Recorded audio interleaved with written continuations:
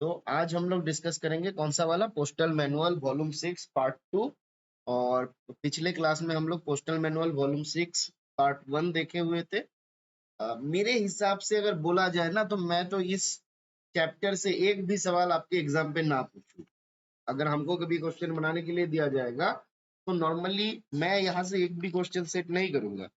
But आपका दिक्कत ये होता है कि हमारा आईपी एग्जाम पे जितना जरूरी चीज है वो तो आता ही है, उससे ज्यादा चीज आता है जिसका कोई जरूरत नहीं है जानना, है ना। मतलब मान लीजिए आज के दिन में ऑलमोस्ट ऑब्सोलेट हो चुका है, जिसका कोई जरूरत नहीं है, पूछता है वो ज्यादा, है ना। मैंने पता नहीं क्या फंडा है और क्यों ये आप लोगों के साथ, हम लोगों के साथ ये नाइंसाफी किया जाता है ना। तो ऐसा ही एक खतरनाक वाला manual, postal manual volume 6 part 2 आज हम लोग डिस्कस करेंगे। और आप लोग जानते हैं कि इसका कंटेंट क्या है? फटाफट से एक बार पब्लिक चैट में जवाब दीजिए। पोस्टल मैनुअल वॉल्यूम 6 पार्ट 2 का कंटेंट क्या है? आईपी एग्जाम का सिलेबस बिल्कुल समुंदर छोड़िए, उससे ओशन है। समुंदर मतलब तो सी होता है ना, और ये होता है ओशियन। ओशियन का स्पेलिंग क्या है? OCEAN शायद ना। महासमुंदर बोल सकते हैं आप, महासागर बोल सकते हैं। तो खाली समुंदर नहीं है, ओशन है, एक महासमुंदर है, ठीक है। आ, और अच्छी बात है, समुंदर में नहाने का मजा ही कुछ और है ना। और जैसे आप साउथ की तरफ चले जाइएगा तो उधर तो और पानी इतना अच्छा हो जाता है कि उसका मजा ही कुछ और है। अब बस यही सोच लीजिए कि इस समुंदर में हमको नहाना है, और जितना ले पाएंगे हम वहां से याद जो हमारा आ जाएगा। और जितना पानी जब नहाते हैं हम लोग थोड़ा ही जेब में लेके आ जाते हैं, पानी तो हम लोग नहाने के बाद समुद्र में ही रह जाता है। सिमिलरली जब हम लोग ये पढ़ते हैं ना, तो भूलने का चांसेस बहुत ज्यादा है। मेरा पापा बोलता था, जो तो ही पढ़िए तो ही भूलिए। जितना पढ़िएगा उतना आप भूलिएगा। और आपको ज्यादा पढ़ना नहीं है, आपको ज्यादा भूलना है। और यहाँ पे कंपटीशन होता है कि भाई कौन ज्यादा भूल सकता है। जो बंदा ज्यादा भूला है, मतलब ज्यादा पढ़ा है, हो सकता है कि वही बंदा सक्सेसफुल कर जाए, है ना। तो इसलिए भूलने से डरना नहीं है। और दूसरी बात, आपको एक चीज याद रखना है, आपका कंपटीशन आपके जैसा ही किसी इंसान से हो रहा है। यहाँ पे कोई भगवान एग्जाम देने नहीं आता है, क्योंकि उनको जॉब का जरूरत नहीं है ना। अभी भी मतलब स्वर्ग में बेरोजगारी इतना ज्यादा नहीं आया कि वो लोग आके यहाँ पे हमारे साथ कंपटीशन करे। इस कारण से धरती पे जो इंसान रहता है वही लोग एग्जाम देता है। उसका सर का वजन भी आप ही के जैसा 2, 2.5, 3 किलो या 5 किलो जो भी है होगा, है ना। थोड़ा बहुत ग्रे मैटर ज्यादा कम हो सकता है, वो तो रहता है। बट वो और आप में बहुत ज्यादा अंतर नहीं है। तो जो वो कर सकता है वो आप भी कर सकते हैं, जो आप कर सकते हैं वो भी कर सकता है। बस मैटर होता है सिंसियरिटी का, डेडिकेशन का, परसिवरेंस का, है ना। कि कौन अपना पेशेंस को रख सकता है, कौन एग्जाम हॉल पे जाके अपना नार्व को होल्ड कर सकता है, कौन सबसे ज्यादा प्रैक्टिस किया है, कौन हर एक टॉपिक को बार बार रिवाइज किया है। 2-4 चीज आपको याद रखना रहेगा। एक तो है प्रैक्टिस, है ना। आपको एग्जाम देने से पहले आपको जितना ज्यादा हो सके क्वेश्चन सॉल्व करने का प्रयास करना है ना। ज्यादा से ज्यादा आप क्वेश्चन पेपर सॉल्व करिएगा तो फायदा क्या होगा, आपका क्वेश्चन पढ़ने का आदत भी बिल्ड होगा, है ना। आप इवन आप गूगल फॉर्म, गूगल पे सर्च करिए, हजारों आपका वेबसाइट मिल जाएगा जहां पे बहुत सारा क्वेश्चन है। आप देख लीजिए क्वेश्चन हो रहा है कि नहीं, है ना। हमारे एंड से आपको क्वेश्चन दिया जाता है, उसके देखिए आप। अगर कोई भी टॉपिक के ऊपर आपको क्वेश्चन चाहिए होगा तो मेरे पास जो भी सॉफ्ट कॉपी रहेगा, क्वेश्चन रहेगा, मैं उसको भी आपको शेयर कर दूंगा, तो आप उसको भी देखिए। और अगर आपको लगता है कि कोई दूसरा कोचिंग सेंटर से मैं आपका ऑनलाइन टेस्ट अटेंड करना चाहता हूं, उसके लिए भी बहुत सारा आपको मिल जाएगा। जो लोग आपका ऑनलाइन टेस्ट कंडक्ट करते हैं, है ना, तो आप वहां पे भी अटेंड कर सकते हैं, है ना। मैं आपका जब डिपार्टमेंट ऑफ पोस्ट में ज्वाइन किया था, मैं बस अपना ही कहानी थोड़ा सा आप लोगों को बता रहा हूँ डिमोटिवेट करने के लिए। तो हम लोगों को टाइप प्रैक्टिस करना होता था उस टाइम। अब मान लीजिए टाइप प्रैक्टिस करने के लिए आपको कीबोर्ड चाहिए।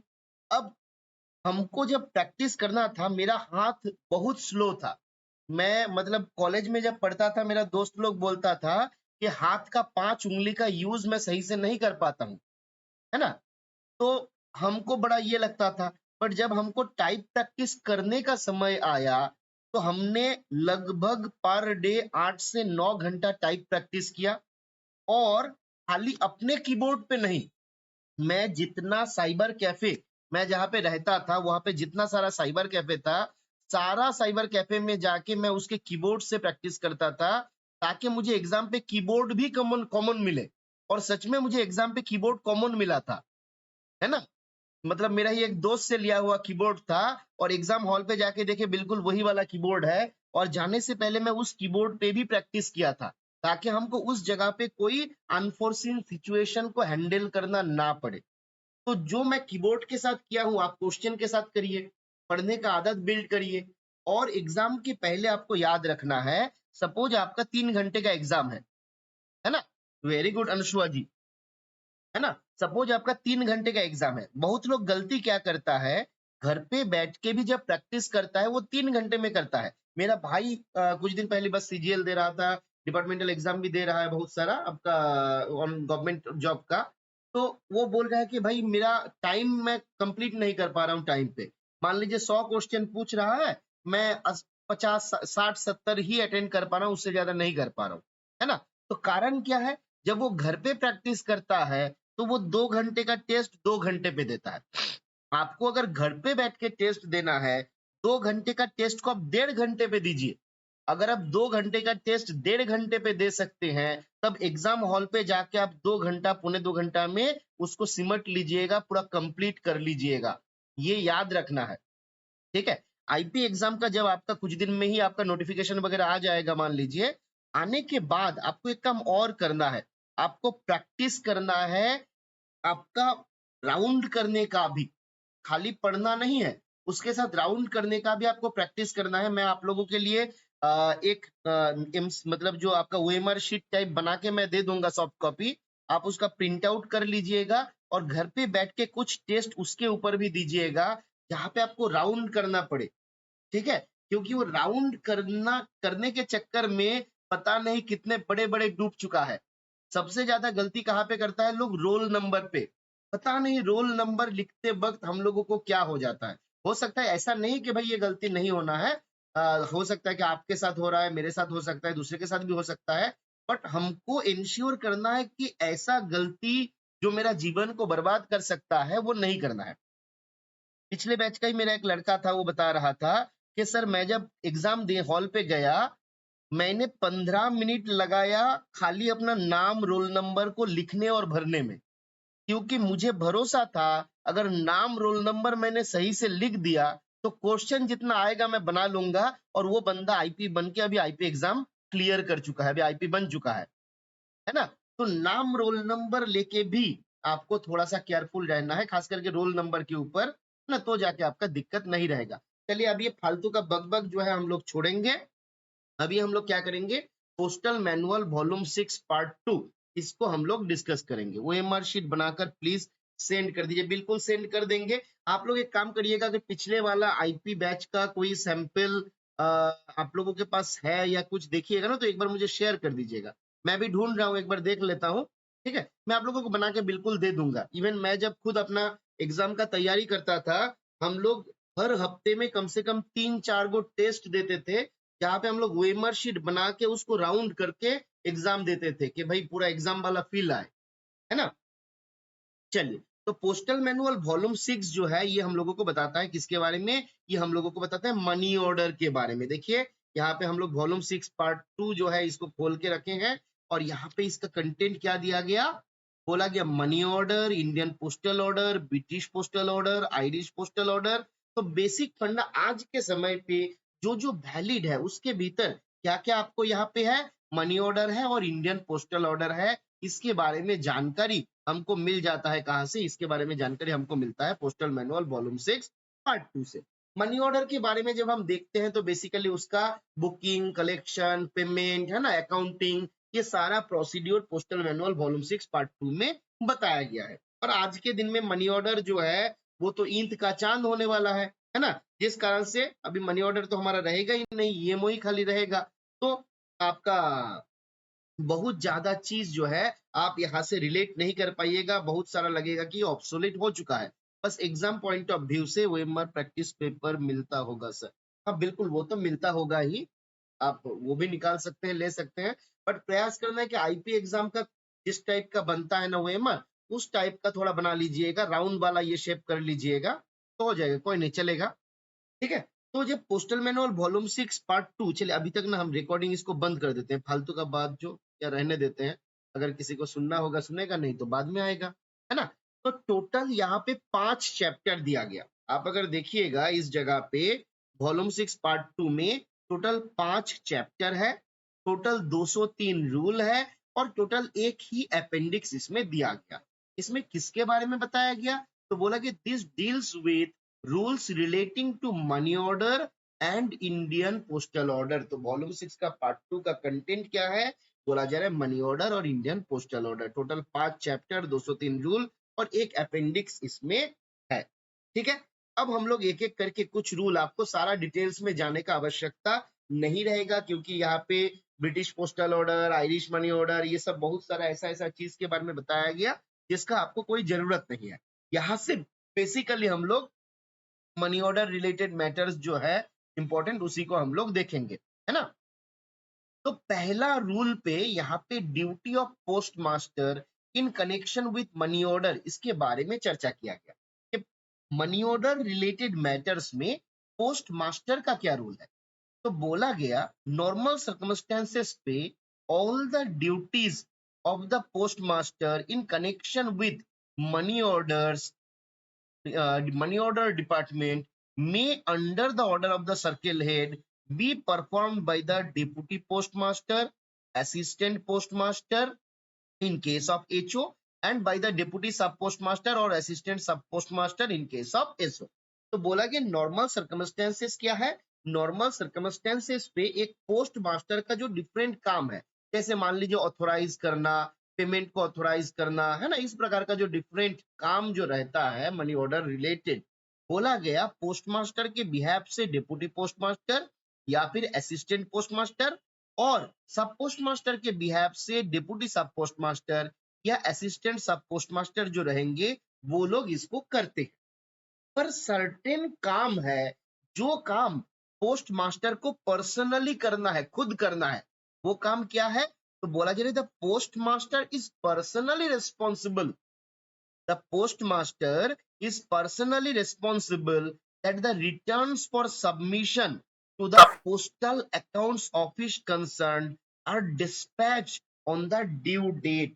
कुछ रिटर्न है जो भेजना रहता है, किसके द्वारा, हमारा पोस्ट ऑफिस के द्वारा, पोस्ट मास्टर के द्वारा, सब हमारा अकाउंट्स ऑफिस में, है ना। कुछ रिटर्न रहता है मनी ऑर्डर रिलेटेड जो एचओ का जो पोस्टमास्टर रहते हैं उनके द्वारा पोस्टल अकाउंट्स ऑफिस के पास भेजा जाता है। अब यहाँ पे बोल दिया भैया दूसरा काम करवाना है करवा लो, बट रिटर्न तुमको खुद ही भरना पड़ेगा, है ना। रिटर्न से याद आया इनकम टैक्स रिटर्न का, इनकम टैक्स रिटर्न का विंडो ओपन हुआ क्या, कोई बताइएगा।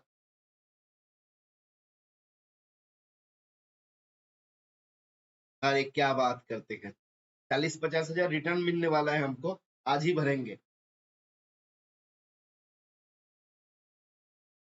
अच्छा गोटे, एक मैसेज आपने दिया,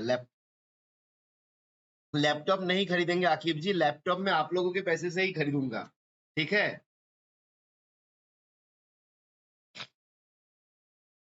अच्छा आपको भी 40 हजार मिलने वाला है, चलिए हमको उधार लगेगा तो हम देवेंद्र जी से कंसल्ट कर लेंगे, हमको कुछ उधार चाहिए था। चलिए आगे आते हैं हम लोग, आगे क्या बताया गया, मनी ऑर्डर बुक के बारे में बताया गया। ये कौन सा मनी ऑर्डर, ये once upon a time in Mumbai वाला मनी ऑर्डर, मतलब मनी ऑर्डर का रिसिप्ट बुक जो आपको पहले के जमाने पे जब मनी ऑर्डर इशू होता था ना उसके बारे में बताया जा रहा है ना। देखिए the forms for sale of money order are available, are के बदले इसको हम लोग करते देते हैं वेयर अवेलेबल, है ना, ये आर नहीं है, ये वेयर है।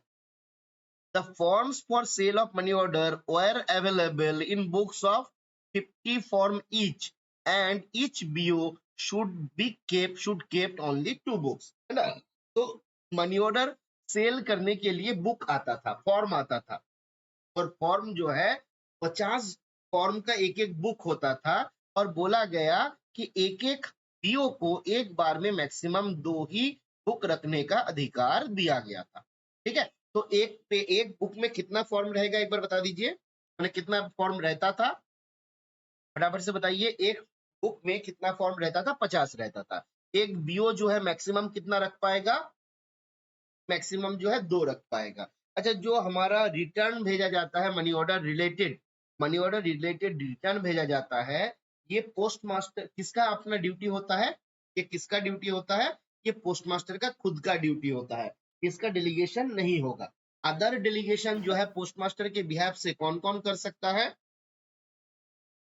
अदर डेलीगेशन जो है पोस्ट मास्टर के बिहाफ से कौन कौन कर सकता है?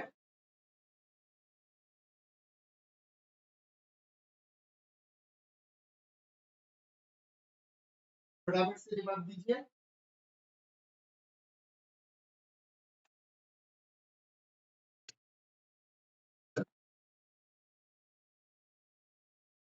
एक मिनट प्लीज वेट करिए भाई, मेरा एक्चुअली फोन से जो कनेक्ट किया हूँ ना, वो फोन का चार्ज खत्म होने वाला है। हम होने से पहले थोड़ा चार्ज भी बिठा देते हैं बस।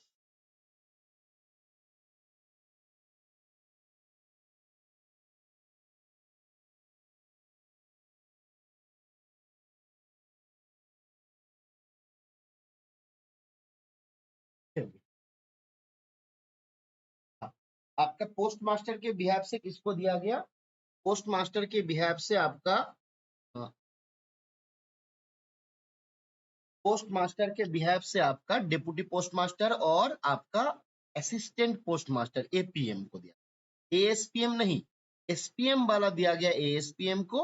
और आपका ये वाला जो है पोस्ट मास्टर वाला जो है वो आपका डिप्टी पोस्ट मास्टर और असिस्टेंट पोस्ट मास्टर को दिया जाता है ना। अब आते हैं हम लोग मनी ऑर्डर का जो डिफरेंट स्टैटिस्टिक्स है उसके बारे में यहाँ पे बताया गया है ना। तो मनी ऑर्डर का क्या क्या स्टैटिस्टिक्स है जिसको मेंटेन किया जाता था? तो एक मेंटेन किया जाता था कि कितना मनी ऑर्डर इशू किया गया है, मनी ऑर्डर इशू का स्टैटिस्टिक्स, मनी ऑर्डर इशू का स्टैटिस्टिक्स। इसको कौन सा फॉर्म पे किया जाता था? इसको किया जाता था MO2S फॉर्म पे, याद रहेगा। इसको किया जाता था MO2S, एस से इशू है ना, तो इशू होता था MO2S फॉर्म पे। मनी ऑर्डर का पेमेंट जो होता था वो कहाँ पे होता था? तो बोला गया मनी ऑर्डर पेमेंट वाला रहता था MO4 में, है ना। हम एक बार आप लोगों के साथ इसको नोट कर लेते हैं, फटाफट पब्लिक चैट में बताइए। पहले तो हो गया आपका MO2S, इसमें किसके बारे में बताया गया? इसमें बताया गया इशू के बारे में। फिर आपका आ गया MO4, इसमें क्या किसके बारे में बताया गया?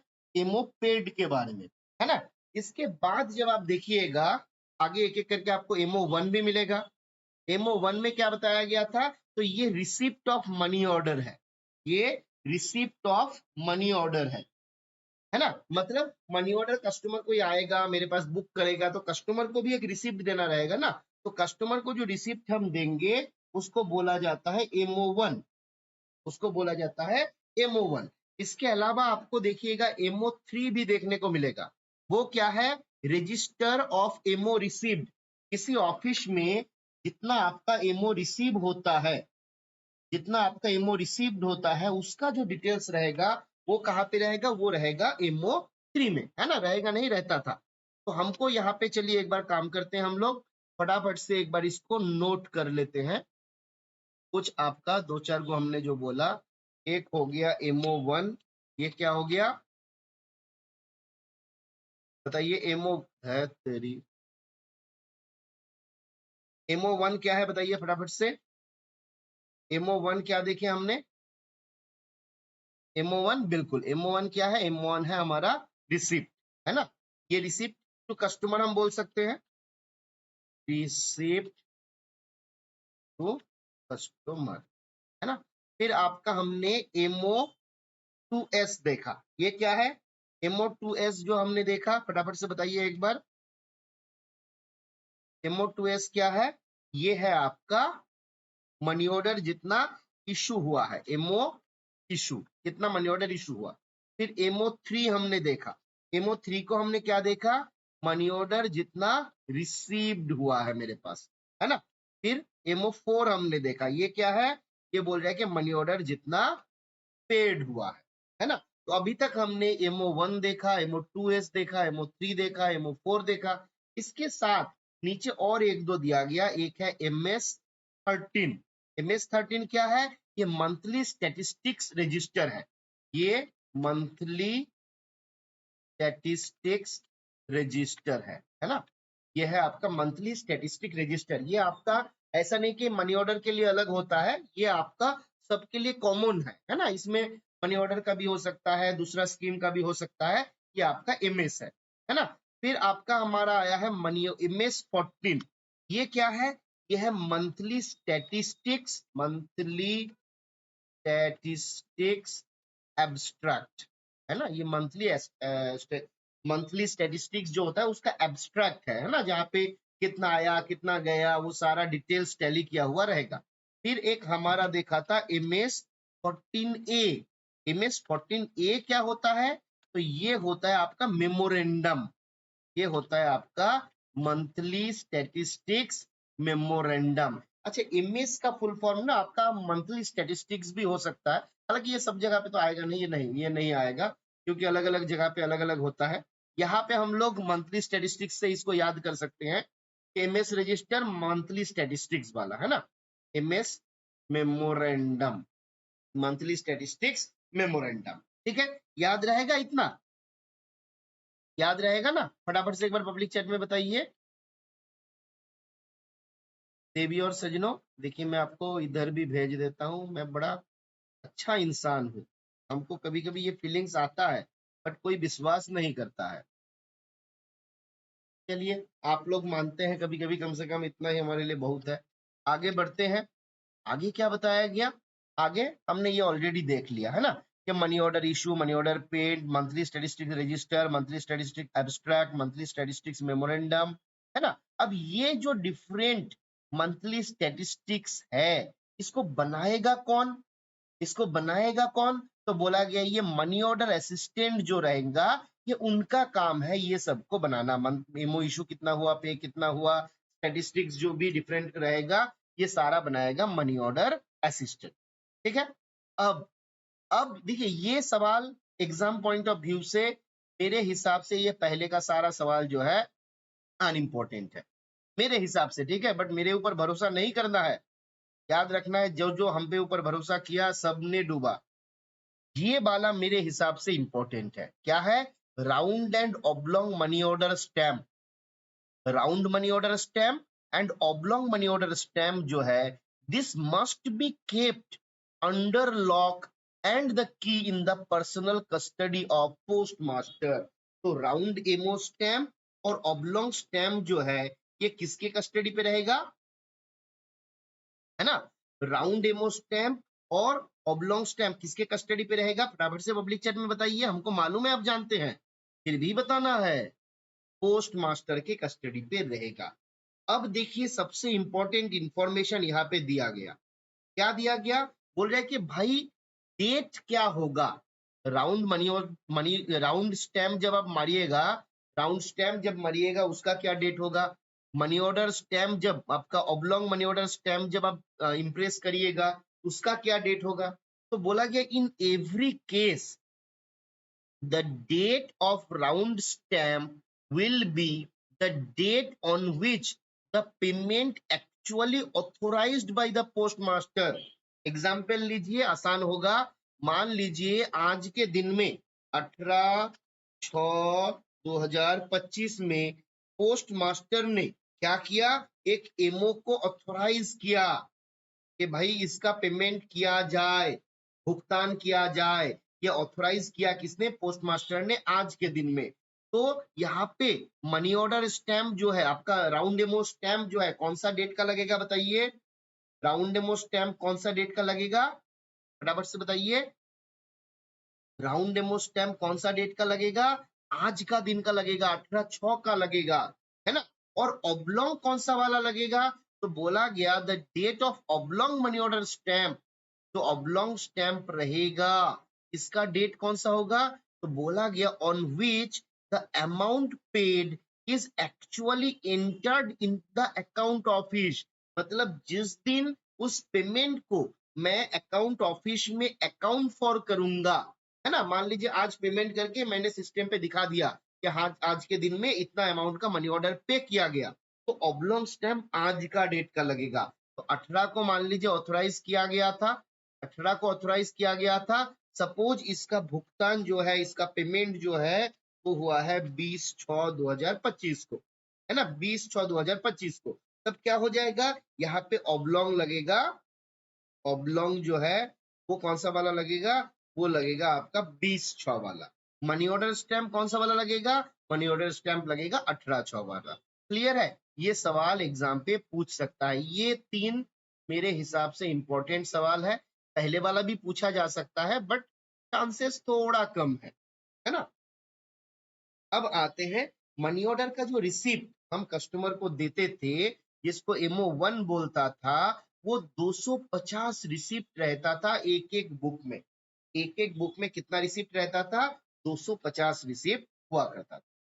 अब ये सवाल भी कभी कभी पूछता था, station money order bundle, station money order bundle किसको बोला जाएगा, तो जिस मनी ऑर्डर में 6 या उससे ज्यादा मनी ऑर्डर होता था किसी पर्टिकुलर पोस्ट ऑफिस के लिए, उसको हम लोग स्टेशन मनी ऑर्डर बंडल बनाते थे, है ना। पहले क्या होता था ना, अभी आजकल के आप जो लोग नए ज्वाइन किए हैं उन लोगों को मालूम नहीं होगा, जो लोग पुराने हैं उनको मालूम है कि पहले मनी ऑर्डर के लिए मनी ऑर्डर का फॉर्म जाता था, मनी ऑर्डर का फॉर्म जाता था, है ना। और इस फॉर्म जाने के बाद पेमेंट होता था। तो मान लीजिए टोटल 6 या उससे ज्यादा मनी ऑर्डर अगर जा रहा है एक ही पर्टिकुलर ऑफिस के लिए, तो सबको मिला के एक बंडल बना देते थे हम लोग, जिसको बोला जाता था स्टेशन मनी ऑर्डर बंडल, जिसको बोला जाता था स्टेशन मनी ऑर्डर बंडल।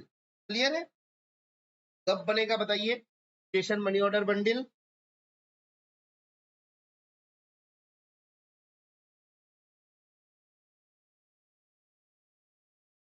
अच्छा देवेंद्र जी, आप बनाए हैं मनी ऑर्डर रिटर्न और पीओ को भेजते थे, बढ़िया है ना। तो 6 या उससे ज्यादा, मिनिमम 6, पहले 25 पैसा इसका कॉस्ट हुआ करता था, उसके पहले 12 पैसा, 6 पैसा या बहुत सारा अमाउंट ये था, है ना।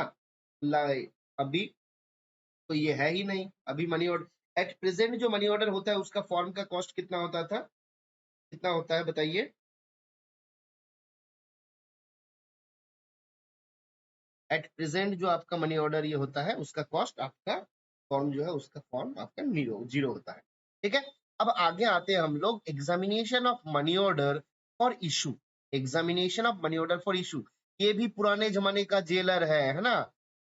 क्या बताया गया, बोला कि if there is a discrepancy of less than ₹10 between the amount entered by the remitter and by the issuing office, the amount entered by the remitter should be paid। देखिए इसका प्रैक्टिकल कोई आज के दिन में इम्प्लीकेशन नहीं है, but सवाल पूछ सकता है कि अगर मान लीजिए किसी मनी ऑर्डर पे 10 रुपए का डिस्क्रिपेंसी होता है, जहां पे रेमिटर ने बोला मैं 100 रुपए भेजा हूं, जहां पे पोस्ट ऑफिस बोला नहीं ये 95 रुपीज भेजा है, तो कितना पे किया जाएगा, 95 के 100 बताइए।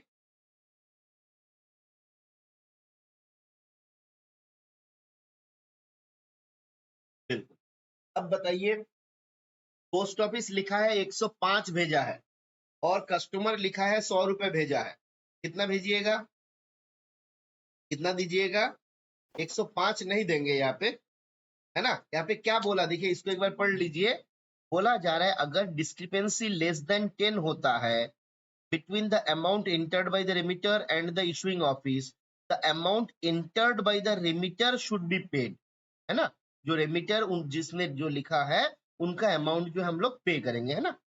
The irregularity being reported by the post office, है ना, इरेगुलरिटीज जो रहेगा इसको रिपोर्ट किया जाएगा किसके पास, जो ऑफिस ऑफ इशू था, जिस ऑफिस ने मनी ऑर्डर को इशू किया था उनके पास इसको भेजा जाएगा, इसको आपका ये कर दिया जाएगा।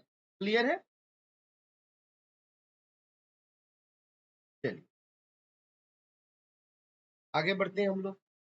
आगे क्या बोला गया, अब बोल रहे हैं कि डिस्क्रिपेंसी अगर 10 रुपए से ज्यादा होता है, इफ द डिस्क्रिपेंसी इज ₹10 और मोर, 10 रुपए या उससे ज्यादा होता है किसके भीतर, बोला कि जो अमाउंट आपका between the amount entered in money order and payment, एक तो हुआ जो पोस्ट ऑफिस ने नोट किया और जो हमारा मनी ऑर्डर, जो हमारा कस्टमर पे कर रहा, मतलब भुगतान ये कर रहा था, बुक कर रहा था, उन्होंने जो अमाउंट एंटर किया और पोस्ट ऑफिस ने जो अमाउंट एंटर किया, अगर इसके भीतर 10 रुपए से ज्यादा गैप है तो यहाँ पे पेंडिंग को विथहेल्ड कर दिया जाएगा। यहाँ पे जो पेमेंट है, the payment should be withheld. यहाँ पे पेमेंट हम नहीं करेंगे, पेमेंट को विथहेल्ड किया जाएगा और तुरंत जो ऑफिस ऑफ इशू है उसके साथ संपर्क किया जाएगा। पहले टेलीग्राफ के माध्यम से किया जाता था, बट अभी तो ये है ही नहीं, है ना। तो ये ऑफिस ऑफ इशू जो है उसके साथ तुरंत संपर्क किया जाएगा। उसके बाद जब कंफर्मेशन आएगा तब जाके उस मनी ऑर्डर का पेमेंट होगा। क्लियर है? आगे बढ़ते हैं हम लोग। एग्जामिनेशन ऑफ मनी ऑर्डर में और क्या क्या बात बताया गया, तो बोला गया as a general rule when the number of money orders to be entered in a list is less than 4, the money order should be paid in a ordinary way. ordinary way का मतलब क्या है, इसके लिए कोई मैं पे order issue नहीं कर पाऊंगा, है ना। तो बोला गया अगर किसी ऑफिस के लिए जब हम बना रहे हैं, किसी कस्टमर का जब मनी ऑर्डर का पे किया जा, ये किया जा रहा है, तो बोला गया जब the number of money order entered in a list, एक जगह पे जब मनी ऑर्डर का लिस्ट बन रहा है, total number of money order जो है अगर 4 से कम होता है, मान लीजिए किसी ने, आपने किसी को भेजा 3 ही मनी ऑर्डर भेजा, है ना, तो ऐसा केसेस में ऑर्डिनरी पेमेंट, कैश पेमेंट या फिर जो दूसरे माध्यम से पेमेंट होता है वो पेमेंट किया जाएगा, बट इसके लिए किसी भी प्रकार का पे ऑर्डर इशू नहीं किया जाएगा, है ना। तो याद रखना है हमको, 4 से नीचे का अगर मनी ऑर्डर का संख्या होगा तो पे ऑर्डर के माध्यम से मनी ऑर्डर का पेमेंट नहीं होगा, उसका ऑर्डिनरी वे में ही पेमेंट किया जाएगा। ठीक है। मनी ऑर्डर को पे करने का 3 तरीका यहाँ पे बताया गया। जैसे देखिए, आपका बाई पे ऑर्डर होता है और ऑर्डिनरी मोड यानी कि कैश के माध्यम से होता है, बाई चेक होता है ना।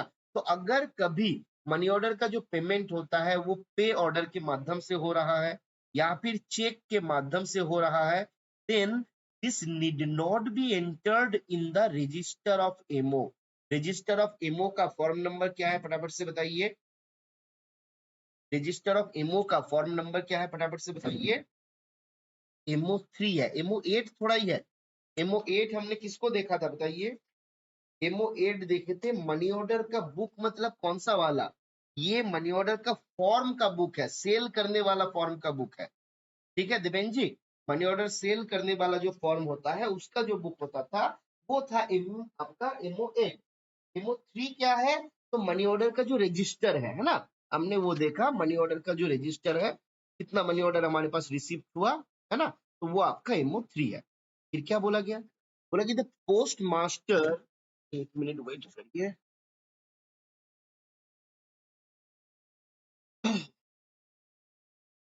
The postmaster will have the round MO stamp impressed on each money order in the presence of money order PA in the space provided for the purpose। तो जो मनी ऑर्डर सील होता है ना, उसमें आपका round ammo stamp लगाया जाता है ना, राउंड एमओ स्टैंप लगाया जाता है। ये जो राउंड एमओ स्टैंप हम लगाएंगे, उस फॉर्म पे कुछ पार्टिकुलर स्पेस रखा गया जहां पे लिखा गया है राउंड एमओ स्टैंप। तो जहां पे वो स्पेस दिया गया आपको वहीं पे स्टैंप लगाना रहता है ना। इसी के बारे में बताया गया कि post master round demo stamp कहाँ पे लगाएगा, तो बोला गया फॉर्म पे जो जगह दिया गया राउंड डेमो स्टैंप लगाने का वहीं पे लगाएगा, और मतलब लगाएगा या लगवाने का अरेंजमेंट करेगा, और किसके सामने करेगा, तो बोला गया जो मनी ऑर्डर पीए है उनके सामने ये काम उनके द्वारा किया जाएगा, है ना। राउंड डेमो स्टैंप में डेट कौन सा वाला होता है, तो ऑथोराइज करने वाला डेट, मतलब पोस्ट मास्टर जिस दिन ऑथोराइज किया उस दिन का डेट इसमें होता है। तो ये हमको याद रखना रहेगा कि पोस्ट मास्टर जो है राउंड डेमो स्टैंप जो है इम्प्रेस करेगा हर एक मनी ऑर्डर पे जहां पे कंसर्न प्लेस दिया हुआ है, और किसके सामने, मनी ऑर्डर पी के सामने। राउंड डेमो स्टैंप का काम क्या होता है, ऑथोराइजेशन के बाद कोई मनी ऑर्डर को जो हमारा ऑथोराइजेशन किया जाता है, जो डेट में ऑथोराइज किया गया उस डेट को यहाँ पे एंट्री किया जाता है राउंड डेमो स्टैम्प के माध्यम से, है ना। फिर क्या बोला, बोला कि in money order both the acknowledgement portion and receipt the reason for non-payment of money order will be recorded by the postman in case of payee is not available at the time of call.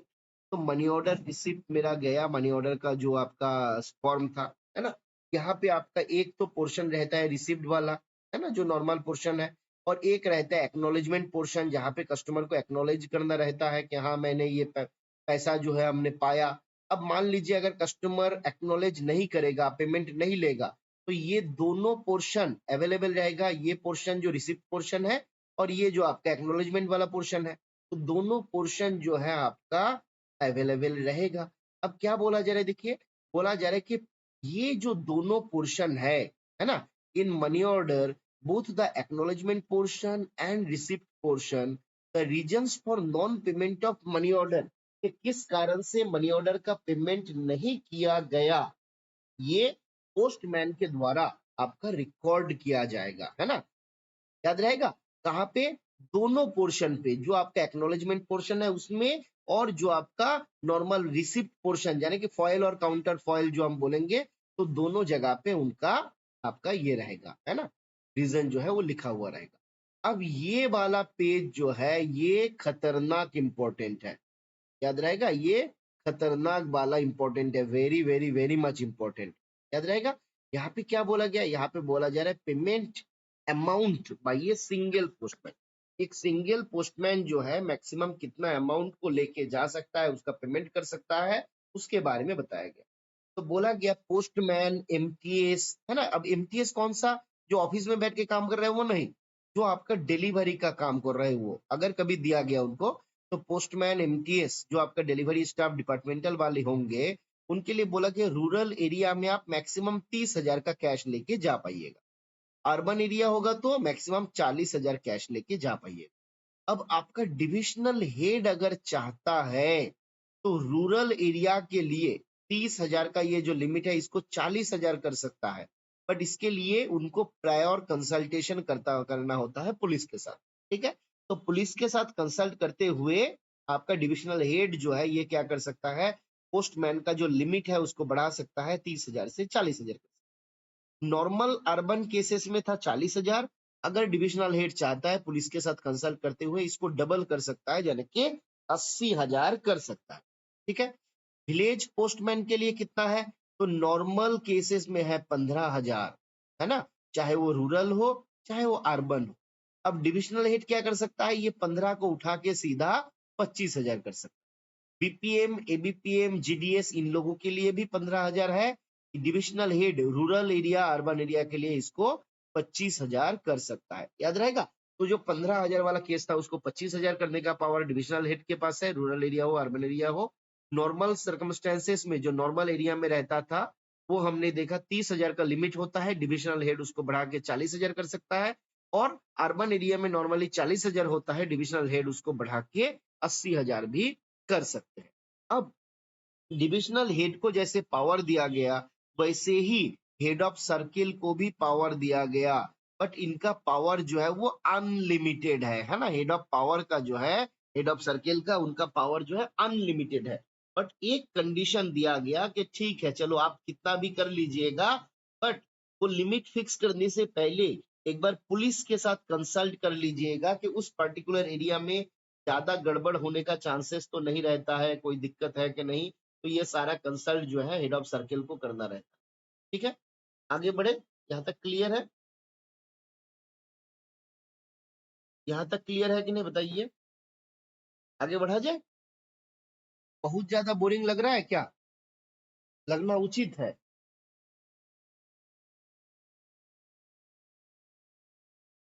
एक minute please wait करिए। हाँ भाई पढ़ा रहा हूँ। Hello, hello. हाँ हाँ हाँ, पढ़ा रहे हैं भाई, बाद में कॉल कर। हाँ हाँ हाँ हाँ, एक रहेगा, आधा घंटा 40 मिनट रहेगा और 7:30 बजे के बाद। ठीक ठीक। कि मेरा एक दोस्त कॉल किया था कि सुबह 6 बजे 6:30 बजे हमको उठा देता है, इसलिए आज कॉल किया था, तो हम बोले कि सुबह कॉल करते हैं। तो हम बोले कि भाई 7:30 बजे के बाद कॉल करिए, नहीं तो बच्चे का जान लीजिएगा क्या। चलिए आगे बढ़ते। इंटरेस्टिंग किसने बोला, उसका तो पिटाई लगने वाला है। अच्छा ज्ञानेंद्र जी, चलिए आपको अच्छा लग रहा है, ये अच्छी बात है। आगे आते हैं हम लोग।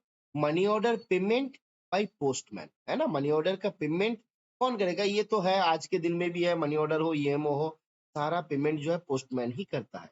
अब यहाँ पे एक खतरनाक चीज मैं आपको बताने वाला हूँ, जो ध्यान रखिए क्या है। एक तो आपको फॉर्म नंबर याद रखना है, ट्रेजरर कैश बुक का, टीसीबी का फॉर्म नंबर क्या है, ACG2। ACG मतलब होता है एक्विटेंस कंटिजेंट ग्रांट, है ना, एक्विटेंस कंटिजेंट ग्रांट, जिसको हम लोग बोलते हैं एसीजी। तो ACG2 में ट्रेजरर कैश बुक रहता है। टीसीबी बनाने के लिए टी कोड कौन सा यूज किया जाता है, एक बार बताइए फटाफट से। टीसीबी के लिए टी कोड क्या होता है,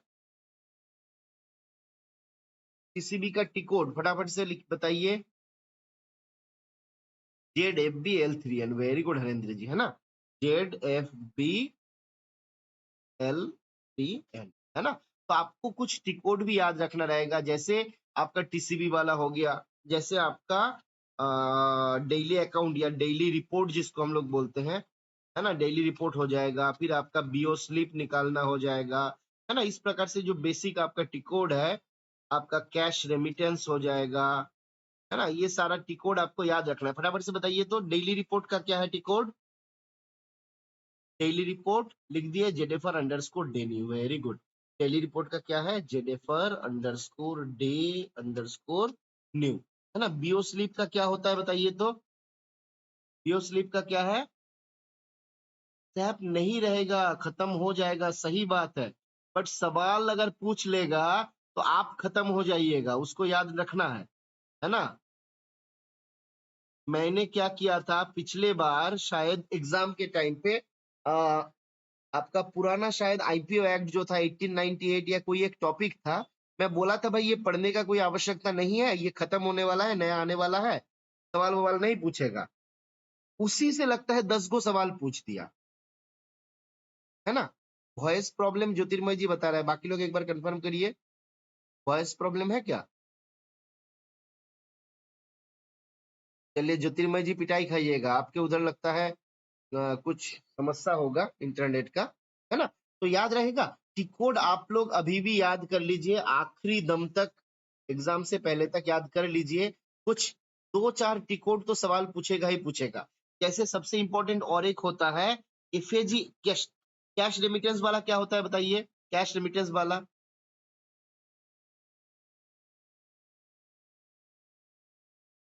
जेडएफएफ V50, very good. Cash remittance क्या होता है, जेडएफएफ V50, है ना। इसके अलावा और एक की कोड पूछता है, वो होता है जैसे मान लीजिए VP क्लियरिंग अकाउंट, है ना, VP क्लियरिंग अकाउंट, आपका सीओडी का क्लियरिंग अकाउंट, इस प्रकार से बहुत सारा चीज होता है। इसका क्या है, FAGLL03, है ना, FAGLL03। तो ये सवाल भी एग्जाम पे बहुत पूछा जाता है, ठीक है। आगे बढ़ते हैं, चलिए आगे क्या बोला गया। तो हमने देखा जो टीसीबी बनता है वो ACG2 में बनता है। अब बोला जा रहा है कि पोस्टमैन, मान लीजिए मनी ऑर्डर आपको पे करना है, पैसा लेना है, पैसा कहाँ से लेंगे, तो बोला कि पोस्टमैन जो है पैसा लेगा, जरूर ट्रेजरी से लेगा, है ना। तो बोला गया no receipt for the amounts will be taken by in the treasurer's cash book from the postman. तो पोस्टमैन को मनी ऑर्डर का पैसा देने के लिए ट्रेजरर कैश बुक में कोई एक्विटेंस लेने का आवश्यकता नहीं है। तो कैसे होगा, तो बोला गया ये एक्विटेंस जो है मनी ऑर्डर पीए देगा। मतलब जो पोस्टल असिस्टेंट है, जो आपका पोस्टमैन को आपका मान लीजिए आइटम वगैरह आपका मनी ऑर्डर वगैरह दे रहा है, वो एक्विटेंस उनके द्वारा दिया जाएगा। बोला कि the total amount given to all the postmen at one time will be entered by the treasurer in the cash book। तो मान लीजिए मेरा 3 बीट है, तीनों बीट मिला के मैंने 50,000 दे दिया, है ना। तो एक बार में लिखा जाएगा कि 50,000 जो है दिया गया, इतना इतना इतना बीट के लिए, और money order PA must place his initial against the lump sum entry in that book before he takes back the register of MO receipt, है ना। तो उनको जब एमओ रिसिप्ट का रजिस्टर वापस लेना है ट्रेजरर से, उस टाइम पे उनको क्या करना रहेगा, और पैसा उनको ही लेना रहेगा जो बाद में वो पोस्टमैन को दे देंगे। तो वो रिसिप्ट जो है इनिशियल जो है इनको करना रहेगा, मनी ऑर्डर पीए जो है उनको करना रहेगा। क्लियर है। आगे बढ़ते हैं हम लोग। आगे एसबी मनी ऑर्डर जो आता है उसके बारे में यहाँ पे थोड़ा बताया गया है। ये मेरे हिसाब से बिल्कुल भी आने का चांसेस नहीं है, फिर भी हम देख सकते हैं कि मनी ऑर्डर असिस्टेंट जो रहता है उनके पास मान लीजिए कोई एसबी मनी ऑर्डर आया, तो जब एसबी मनी ऑर्डर आएगा तो वो पोस्ट मास्टर के पास ले जाएगा ऑथोराइज करने के लिए। जब ऑथोराइज किया हो जाएगा उसके बाद, ऑथोराइज होने के बाद हम लोग मनी ऑर्डर स्टैंप करते हैं, राउंड एमओ स्टैंप। तो ये राउंड एमओ स्टैंप उसमें दिया जाएगा। फिर एमओ पेड असिस्टेंट क्या करेगा, एमओ पेड असिस्टेंट इसको एंट्री करेगा किसमें, मनी ऑर्डर रिसीविंग रजिस्टर एमओ3 में। फिर एपीएम एसबी जो है उनके पास लेके जाएगा कि सर प्लीज इसको देखिए, पेमेंट करवाने का अरेंजमेंट करिए। और APM SB after sign seal in both money order and its acknowledgement इसको काउंटर पीए को दे देगा ताकि एसबी के माध्यम से उसका पेमेंट किया जाए। ठीक है। तो ये प्रोसेस जो है आपका रूल 28 में बताया गया कि सेविंग्स एसबी मनी ऑर्डर जो है, खास करके जो डिफरेंट फील्ड पोस्ट ऑफिस वगैरह होता था वहां से एसबी मनी ऑर्डर वगैरह आता था, है ना। तो वो जगह पे ये हमारा अरेंजमेंट रहेगा। ठीक है। आगे आते हैं, ये वाला आप देख सकते हैं, यहाँ से एक आध सवाल रहने लायक है। क्या बताया गया, बोला कि amount must be recovered from the wrong person and credited into UCR. अगर कभी भी मनी ऑर्डर का पेमेंट अगर हम गलत कर देते हैं तो वो अमाउंट जो है रिकवर किया जाएगा और यूसीआर में क्रेडिट किया जाएगा। अगेन जब सही पर्सन मिलेगा तो वो पेमेंट जो है सही पर्सन को किया जाएगा। कहां से, यूसीपी से डेबिट करते हुए किया जाएगा। The recovery should be shown in the schedule form. कहां पे, बोला गया schedule of unclassified payments, UCP का जो शेड्यूल है वहां पे इसको शो किया जाता है। यूसीपी का शेड्यूल का फॉर्म नंबर क्या है, एसीजी 6A जो है ये यूसीपी अनक्लासिफाइड पेमेंट का शेड्यूल नंबर है ना। If the amount received from wrong person, अब क्या हुआ देखिए, एक गलत व्यक्ति को मैंने दे दिया, उनसे मैं रिकवर भी कर लिया, but within 3 months I am unable to pay the amount to the right person. 3 महीने के भीतर हम किसी राइट पर्सन को, राइट व्यक्ति को अमाउंट नहीं दे पाए, तो बोला गया भैया जब पेमेंट करना होगा ना, पीएओ जो पोस्टल अकाउंट्स ऑफिस रहेगा उसका परमिशन आपको लेना पड़ेगा। previous authority of PAO should be obtained before it's made, है ना, before payment is made। Payment करने से पहले पीएओ का परमिशन आपको लेना रहेगा। क्लियर है। तो ये बात कहाँ पे बताया गया, रूल 42 में आपका बताया गया। आगे बढ़े हम लोग, दिक्कत नहीं हो रहा है। चलिए, disposal of page acknowledgement. Disposal of page acknowledgement क्या बोला गया, remitter asks for copy of acknowledgement of payment, the postmaster should furnish him a free charge certificate of payment in the prescribed form, है ना। तो मान लीजिए जैसे अभी आज के समय पे आर्टिकल के लिए हमारा एडी कार्ड आता है ना। तो कोई कस्टमर है जिसने मनी ऑर्डर भेजा और बोला भैया इसका जब पेमेंट करोगे ना इसका एक हमको प्रूफ दे देना, सबूत दे देना कि हाँ इसका भुगतान हो गया, पेमेंट मेरा हो गया। तो यहाँ पे पोस्ट मास्टर के द्वारा उनको एक सर्टिफिकेट ऑफ पेमेंट इशू करने का प्रावधान है जिसको फ्री ऑफ कॉस्ट दिया जाएगा। क्लियर है। आगे बढ़ते हैं हम लोग। बोला कि एंट्रीज इन जर्नल ऑफ एमोपेड, तो हमने शुरू में ही देखा था एमोपेड जो होता था वो कहाँ पे एंट्री किया जाता था, फटाफट से बताइए। एमोपेड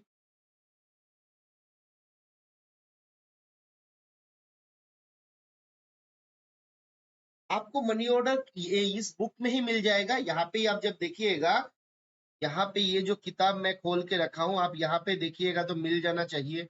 43 में जब आप आइएगा अकीब जी, मेरे हिसाब से हो जाना चाहिए। हम तो ख्याल लास्ट बार नहीं किए थे, आपके लिए अगर आप बोलिएगा तो हम तो खोजेंगे। कहाँ गया भैया जी, एक काम करिएगा इसको कल आप चेक करके भेजिएगा। हालांकि ये सब आप लोगों को उतना ज्यादा चेक करने का आवश्यकता है नहीं, आज के दिन में इसका कोई जरूरत है नहीं, क्योंकि हम सिस्टम पे चेक करके उनको दे देंगे, है ना। यहाँ पे फॉर्मेट होना चाहिए, फिर भी एक बार चलिए अगर देखते हैं फॉर्मेट 43।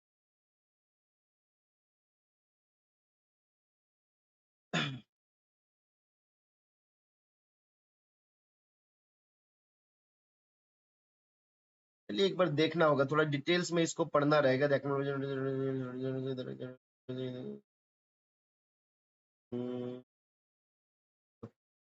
एक बार इसको देखिएगा आप, नहीं तो खोज के थोड़ा बाहर करके हमको भेजिएगा। ये सब कहा गया 14 का 3, 14 का 3। चलिए इसमें भी तो दिया नहीं है, बस चलिए यहाँ पे एग्जैक्ट तो दिया नहीं है, बट आपका रहेगा जरूर कहीं ना कहीं पे, इसी किताब में रहेगा, दूसरे जगह पे नहीं रहेगा। एक बार इसको आप देख लीजिएगा, सर्टिफिकेट ऑफ पेमेंट बोल के आप देख लीजिए, यहाँ पे जरूर सर्टिफिकेट एक ही दिया हुआ है। चलिए इसको छोड़ दीजिए। प्रिस्क्राइब्ड प्रोफार्मा क्या होगा, प्रिस्क्राइब्ड प्रोफार्मा में लिखेगा कि हाँ द आइटम और the money order which has been issued, ये जो नंबर है bearing this number has been paid from this office, है ना। ऐसे ही एक सर्टिफिकेट बना के हम दे देंगे। प्रिस्क्राइब्ड फॉर्म हो सकता है कि एक जमाने पे कुछ फॉर्म वॉर्म भी इसका होता था, ठीक है, आज के दिन में हमको जरूरत नहीं है। मेरे ऑफिस में हुआ था आरटीआई एंड कंप्लेन, अरे बाप रे, आप आरटीआई ब्रांच डील करते हैं।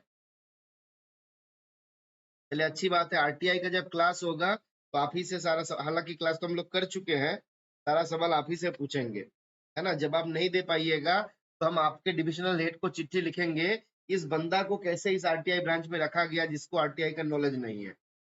चलिए अब क्या बोला गया, बोला गया only the money order paid within the currency should be included in the journal of MO paid, है ना। तो हमने देखा था एमओ पेड जर्नल जो है उसका फॉर्म होता था एमओ4, है ना। एमओ पेड जो होता था वो एमओ4 में होता था। अब बोला गया करेंसी पीरियड के भीतर में जो जो पेमेंट किया जाएगा उसी को जर्नल पे एंट्री किया जाएगा। आगे हम लोग देखेंगे कि करेंसी पीरियड क्या होता है ना। तो करेंसी मतलब वॉइड होने से पहले, आप मान सकते हो कि वॉइड होने से पहले आपका पेमेंट किया गया, करेंसी पीरियड के पहले पेमेंट किया गया, तो उसको हम लोग क्या करेंगे, एमओ4 में एंट्री करेंगे, अदरवाइज एंट्री नहीं करेंगे, ठीक है। अब हम लोग देख लेते हैं कि पे ऑर्डर के माध्यम से हम लोग देखे थे कि आईपीओ का मनी ऑर्डर का पेमेंट किया जा सकता है।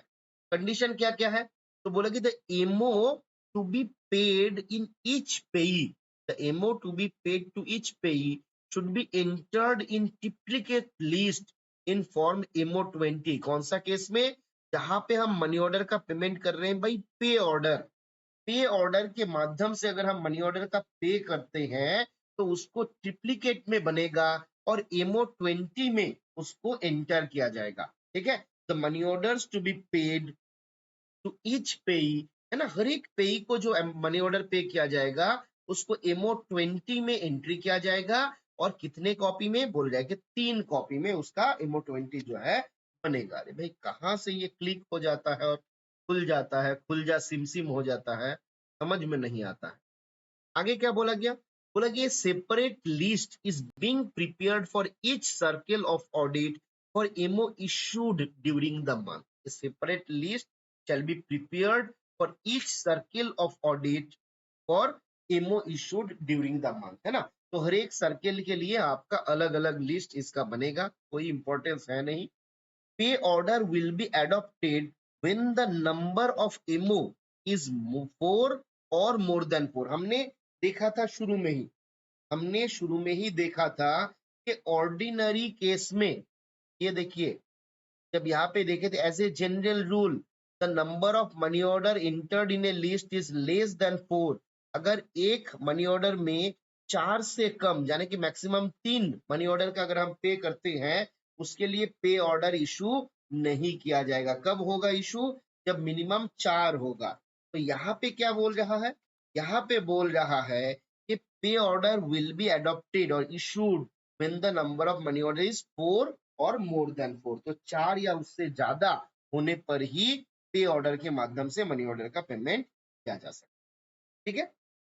इसके बाद एक आपका आता था family allotment money order. Family allotment money order ये क्या होता था? ये आर्मी लोगों के द्वारा इशू किया जाता था। बोला जा रहा था FMO family allotment money order which will be readily distinguishable when to their being printed in red ink on blue paper। तो ये सवाल पूछ सकता है कि फैमिली अलॉटमेंट मनी ऑर्डर जो होता था उसका कलर क्या होता था? तो ये रेड इंक में प्रिंट होता था ब्लू पेपर के ऊपर।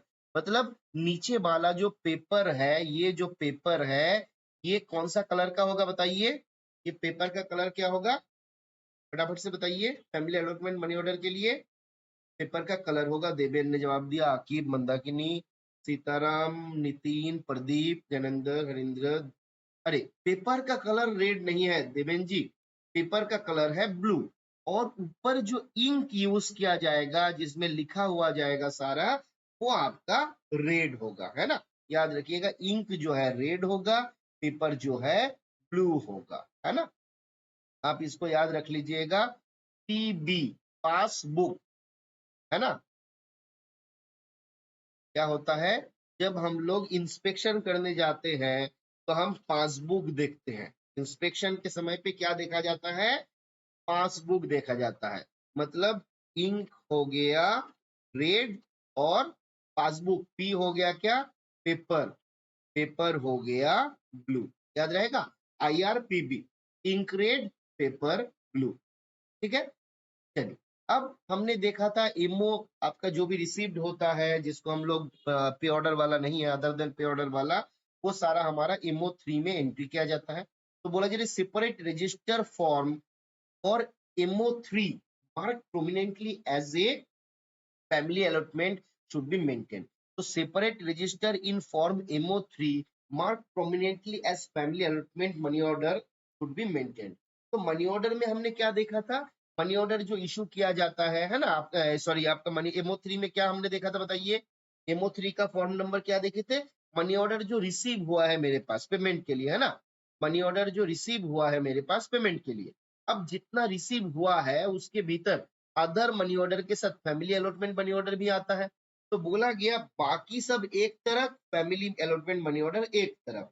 तो बाकी सारा मनी ऑर्डर के लिए आपका MO3 एक अलग बनेगा और फैमिली अलॉटमेंट मनी ऑर्डर के लिए MO3 एक अलग बनेगा। ठीक है? The payee acknowledgement should be forwarded in service cover address to the office of issue. जब कस्टमर ने मतलब जो एड्रेस ही है उसने पेमेंट एक्सेप्ट कर लिया, करने के बाद उसका एक एक्नॉलेजमेंट पोर्शन होता था। उसका एक एक्नॉलेजमेंट पोर्शन होता था। बोला गया इस एक्नॉलेजमेंट पोर्शन को कैसे भेजिएगा? तो बोला गया सर्विस कवर में भेजिएगा। कहां पर? बोला गया जो ऑफिस ऑफ इशू है उसके एड्रेस पे भेजा जाएगा। Acknowledgement should be forwarded in a service cover address to the office of issue. Clear है? चलिए यहां तक रखे या और आगे डिस्कस किया जाए बताइए? यहाँ तक रखा जाए या और थोड़ा सा डिस्कस किया जाए? एक क्लास में हमारा और खत्म हो जाएगा, 15 पेज तक हम लोग आ गए हैं, है ना? बस चलिए ठीक है, यहाँ तक फिर हम लोग आज रखते हैं। कल हम लोग फिर क्लास करेंगे और कल ये हमारा खत्म हो जाएगा। ठीक है, छोटा सा ही टॉपिक है। यहाँ पे आपको स्क्रीन पर एक दुनिया का सबसे घटिया कोचिंग सेंटर का एडवर्टाइज देखने को मिल रहा है। अगर आप चाहते हैं तो यहाँ पे आके ज्वाइन कर सकते हैं। आपका जीवन को बर्बाद करने के लिए सारा प्रयास हम करेंगे ताकि आपका एग्जाम बहुत घटिया हो, आपको कोई एग्जाम पे सिलेक्शन ना हो और आप हर जीवन भर अपने घर पे ही बैठे सड़ते रहे। ठीक है, तो नाम फोन नंबर आपको दिख रहा है, अगर आप चाहते हैं तो यहाँ पर ज्वाइन कर लीजिएगा। Thank you. अभी हम लोग यहीं पे खत्म करते हैं। ये इससे एग्जाम का कोचिंग का प्लान देखिए, MTS और आपका पोस्टमैन वाला तो हम किए हैं शुरू, और कुछ ऑलमोस्ट बहुत सारा टॉपिक उसमें कॉमन है। PASA के लिए कुछ अलग रहता है एक्स्ट्रा, जैसे आपका पोस्टल मैनुअल वॉल्यूम 7 जो है उसका थोड़ा अलग रहता है, और एक आपका फॉरेन पोस्ट मैनुअल है अलग रहता है। तो फॉरेन पोस्ट मैनुअल तो हम जीवन में खुद कभी पढ़े नहीं और किसी को पढ़ाएंगे भी नहीं, है ना? बाकी टॉपिक अगर कोई पढ़ना चाहता है तो उसको पढ़ा दिया जाएगा, उसमें कोई दिक्कत नहीं है। ठीक है। ठीक है। और आपका अगर कोई जान पहचान है जो मान लीजिए एमटीएस वाला या पोस्टमैन के लिए पढ़ना चाहता है, तो आप बिल्कुल आप ये करिएगा, तो हम उसको जितना हो सके गाइडेंस जो है, अगर मेरे तरफ से उसका जीवन को बर्बाद करने के लिए, तो वो देने का पूरा प्रयास करेंगे, है ना। चलिए, और किसी को कुछ बोलना, बताना, पूछना है? अच्छा,